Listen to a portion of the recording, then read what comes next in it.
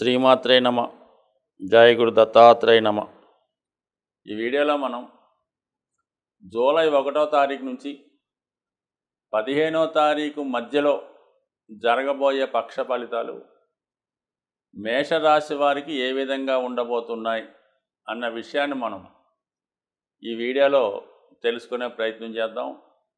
మరి మేషరాశి వారికి ఈ జూలై 12వ తారీఖు వరకు కుజుడు స్వక్షేత్రగతుడై ఉండడం వల్ల చాలా వరకు ఏదైనా కార్యక్రమాలు విజయవంతంగా పూర్తి చేయడం, అలాగే భూములు స్థిరాస్తులపై ఉన్నటువంటి సమస్యల్ని సాల్వ్ చేసుకోవడం, ఇవన్నీ కూడా కామన్గా జూలై 12 వరకు ఇదే స్పీడ్లో వేగవంతంగా జరిగే అవకాశం ఉంది. ఇది ఉత్సాహంగా ఉన్న వాళ్ళకి, అయితే క్రీడారంగం, పోలీస్ డిపార్ట్మెంట్ వాళ్ళకి చాలా ప్రోత్సాహకరంగా ఉంటుంది. జూలై 12 తర్వాత మరి కుజుడు ధనస్థానంలోకి చేరుతూ భాగ్యాధిపతి అయినటువంటి గురువుతో కలియడం జరుగుతూ ఉంటుంది.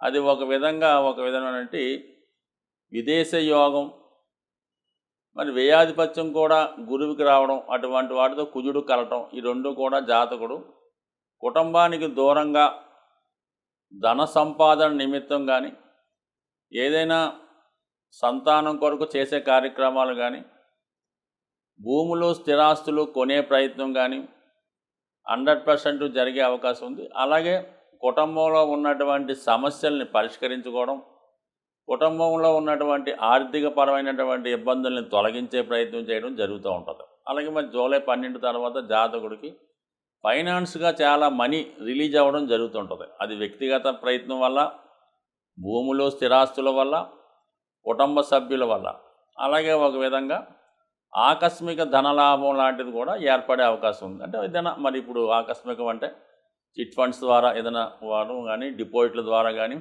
ఇన్సూరెన్స్ ద్వారా కానీ, లేదంటే ఏదన్నా అది వేరే ఎవరికైనా పని చేసి పెట్టడం వల్ల అది ప్రైజ్ మనీ అనొచ్చు, ఇంకో విధంగా లంచం అనొచ్చు.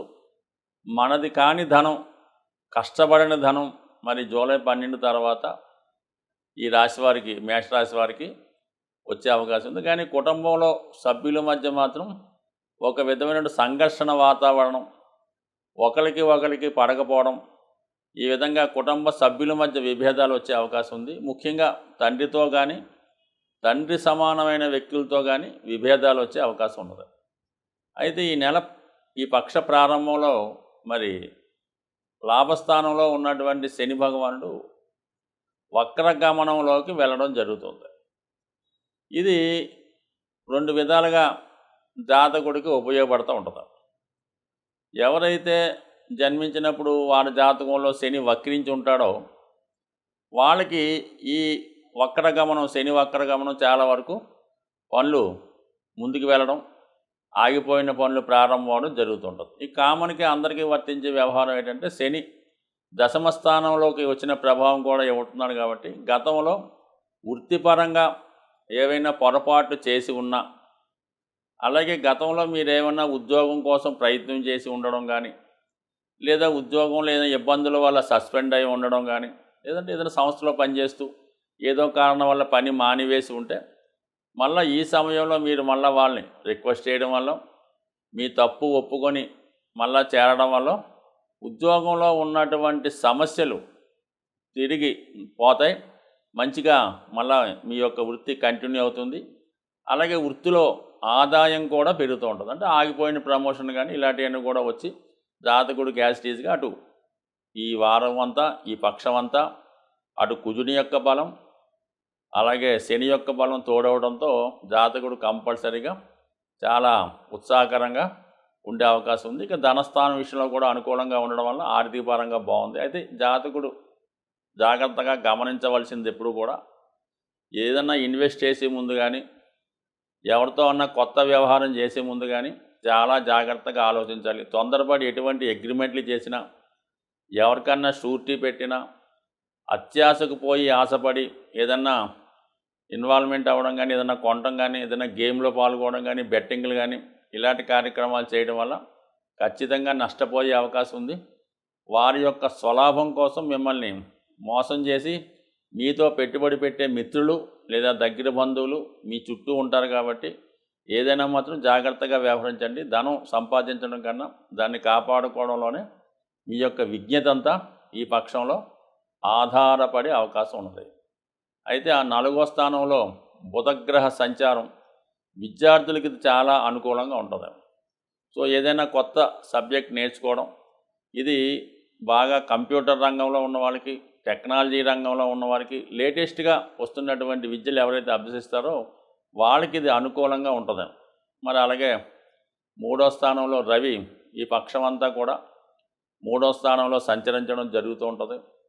మరి రవి యొక్క ప్రభావం వల్ల మీరు ప్రభుత్వ అధికారుల సహకారంతో కానీ, రాజకీయ రంగంలో ఉన్నటువంటి మిత్రుల సహకారంతో కానీ మీ పనులు ప్రోత్సాహకరంగా ముందుకు వెళ్ళే అవకాశం ఉంది. ముఖ్యంగా అధికారంలో ఉన్నటువంటి స్త్రీలు కానీ, లేదంటే అధికారంలో ఉన్నటువంటి మీ దగ్గర బంధువులు మీకు అన్ని విధాల సహకరించే అవకాశం ఉంది. ప్రభుత్వం రంగంలో మీకు ఎటువంటి కార్యక్రమం కావాల్సి ఉన్నా 100% ఈ పక్షంలో పూర్తి చేసుకుంటే మీకు అనుకున్న కార్యక్రమాలు ముందుకెళ్ళే అవకాశం ఉంది.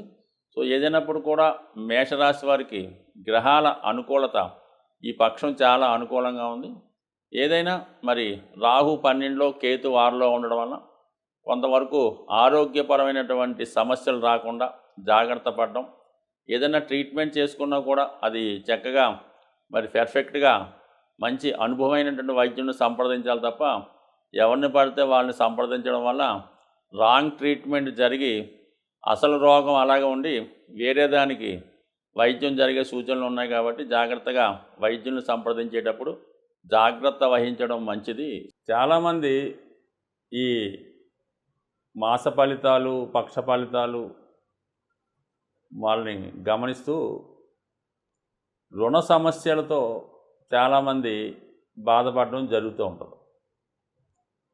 చాలామంది అడుగుతూ ఉంటారు, ఈ రుణం తీరే విధానం ఏమైనా ఉంటుందా అని అడుగుతూ ఉంటారు.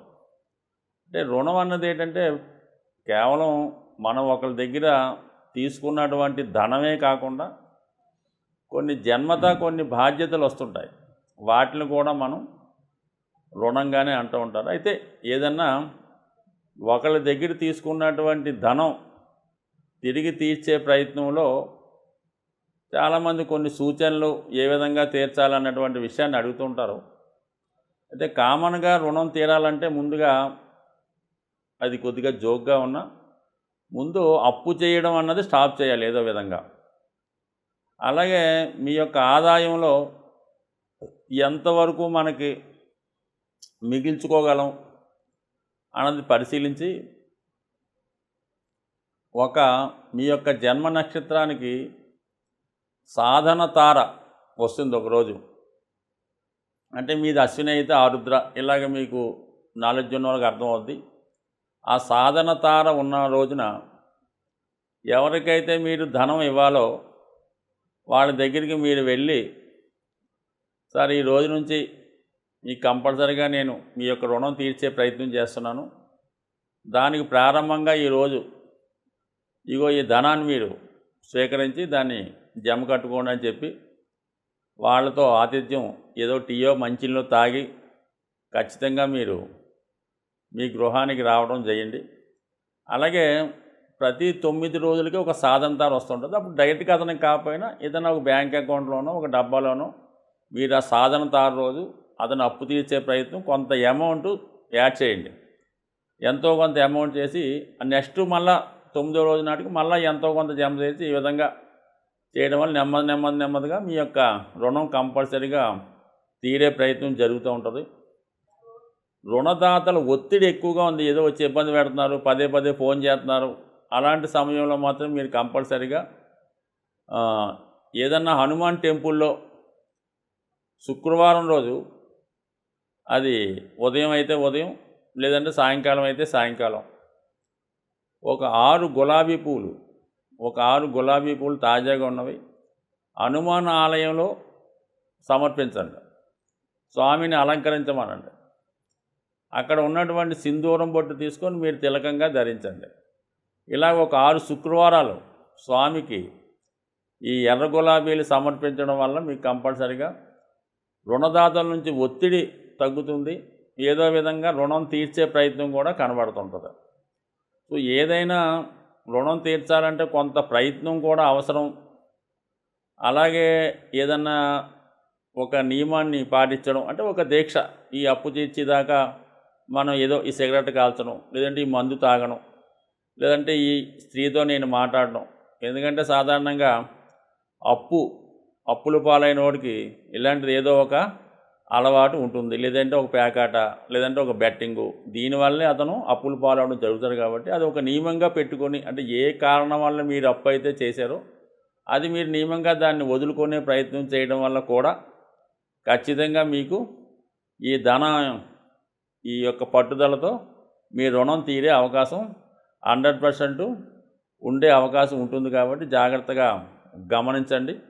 ఇంకొక విషయం ఏంటంటే, అంటే మీరు ఒక వ్యాపారం నిర్వహిస్తున్నా, ఒక వృత్తి చేస్తున్నా, ఏదైనా ఒక గృహమైనా ఈ అప్పులు పాలవడానికి కారణం ఏంటంటే, మీ ఇంట్లో లేదంటే మీ వ్యాపార సంస్థలో చిన్న చిన్న చిల్లర దొంగతనాలు జరుగుతుంటాయి. అది ఎవరైనా అవ్వచ్చు, మళ్ళీ మీరు బాధపడతారు. అది ఎవరో కూడా గమనించక్కర్లేదు. దాన్ని కంట్రోల్ చేసే ప్రయత్నం చేయండి. ఈ చిల్లర దొంగతనాలు, ఈ మిస్మేనేజ్మెంట్ ఉండడం వల్ల ఆ సంస్థ అప్పులు పాలయ్యే అవకాశం ఉంటుంది. కాబట్టి ఖచ్చితంగా వాటిని కంట్రోల్ చేస్తూ కొంత కఠినంగా ఉండడం మంచిది. ఈ విధంగా చేయడం వల్ల మీ యొక్క రుణ సమస్య 100% త్వరలోనే తీరిపోయే అవకాశం ఉంటుంది. స్వస్తి.